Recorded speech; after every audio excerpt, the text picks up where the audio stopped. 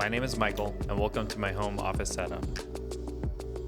For the past several years, I've carefully curated each piece of furniture and equipment to create a space that works for me. I'm a big fan of minimalism, and I try to avoid extraneous items and balancing form and function. Being a software engineer that works from home, having a space free of clutter, plenty of lighting, and right equipment has become essential for my productivity and focus. So I wanted to share what works for me to give you inspiration for your own home office and setup. So go grab a cup of coffee or your favorite beverage, and let's get started.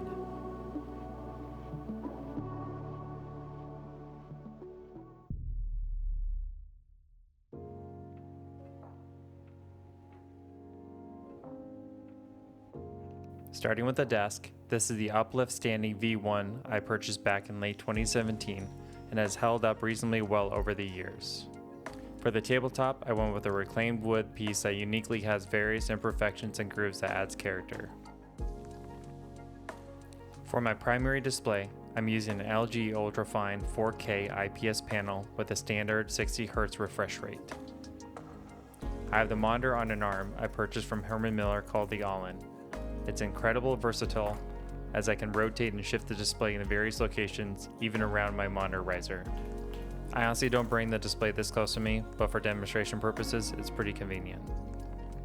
For video calls and recordings, I use the Insta360 Link V1 webcam.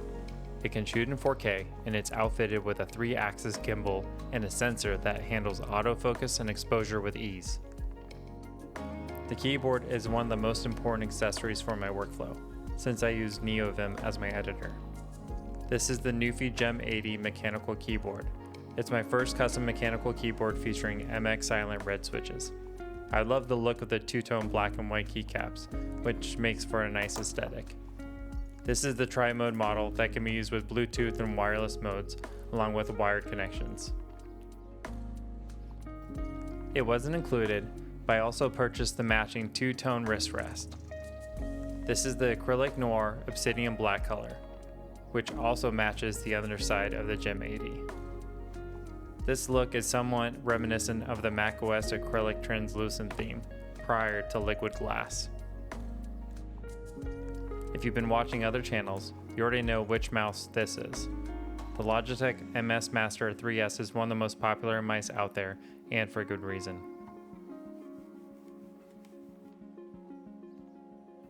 This wool desk pad is made by Gromade. It's incredibly soft and provides a nice accent to my wood desk. For continuity, I also got the matching wool coasters to protect the wood top from water stains. On top of the Gromade desk pad, I'm using the Orbikey leather desk mat, which provides another accent and hides away any papers and notes temporarily. The included magnetic cable catch helps organize any cable accessories I may have on the desk. Since I primarily use MacBooks for personal and professional use, having a Thunderbolt-powered dock is convenient to connect the display, peripherals, and charging with one single cable. There are many options out there for Thunderbolt docks, but the one I've been using for the past 2 years is a CalDigit TS4 Plus. For laptop storage, I tend to place my suspended machine in the AutoFox Lift desk organizer shelf, while the primary machine I place on a laptop stand made by UGMonk. This has made it easier to connect the Thunderbolt cable without any obstructions. This past year, I transformed my audio game by investing in an audio interface and dedicated microphone. This is the Rode PodMic USB attached to an Elgato mic arm. This UAD Volt 276 interface features 2 inputs and a built-in compressor, which is beneficial for recording voice audio.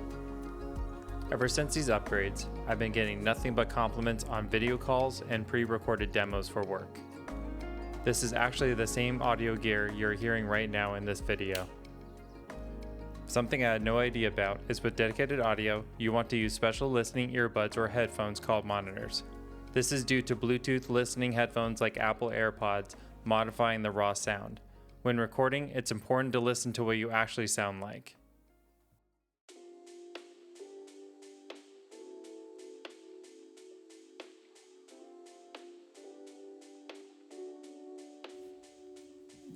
Even though I switch between sitting and standing throughout the day, I still spend a lot of time sitting at my desk.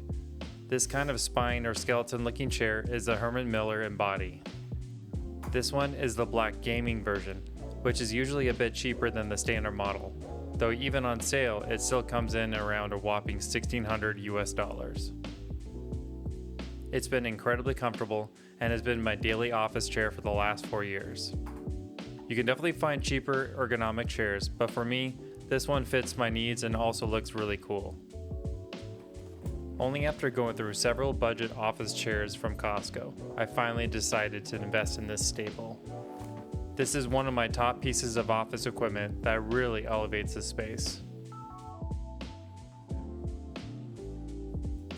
Keeping a clutter-free desk while still having all the equipment you need can make cable management pretty challenging, especially with a standing desk. In my experience, Velcro, adhesive clips, and zip ties were not enough to hide away cables and mount power bricks. The Ergonoffice cable management solution has allowed me to keep everything under control. It hides all cables and power strip neatly under the desk with a sleek privacy panel and built-in tunnel, so nothing's dangling or cluttering up the space. It even includes a 9-outlet surge-protected power strip right in the system. It just makes the whole setup feel way cleaner and way easier to manage. Since the standing desk still needs one cable from the power strip, I'm using a magnetic leg channel from Uplift to keep it perfectly aligned as the desk moves. I also have the Ergonoffice power bar outlet mounted under the desk for quick charging for laptops and other devices. My office doubles as both a workspace and a guest bedroom, so flexibility was really important here. Instead of dedicating the space to a bed that would only get used occasionally, we went with this Luanto sleeper sofa. It easily converts into a queen-size bed when we have guests, and then folds back into a sofa the rest of the time. What really sold me on this one is that it doesn't use the typical metal support bars you usually find in sleeper sofas. Instead, it has a mattress-style support, so it actually feels much closer to sleeping on a real bed. This is the Luca cabinet from Castellery.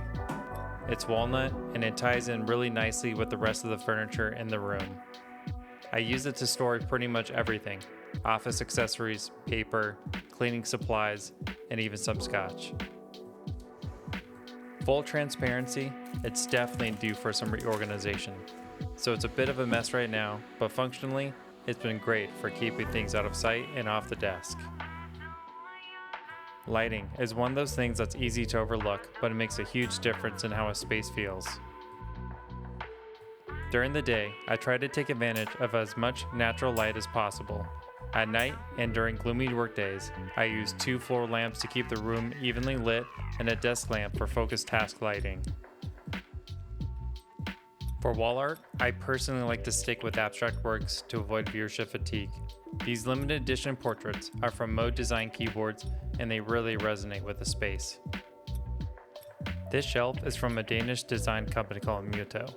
I like to use it to display memorabilia, but honestly, it also ends up being a catch-all for random stuff.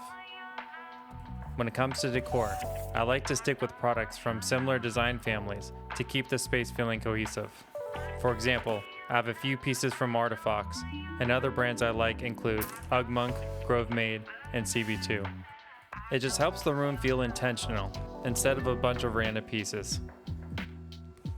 If you made it to the end, thank you so much for your time. I hope this gave you some inspiration for your own home office setup. Until next time.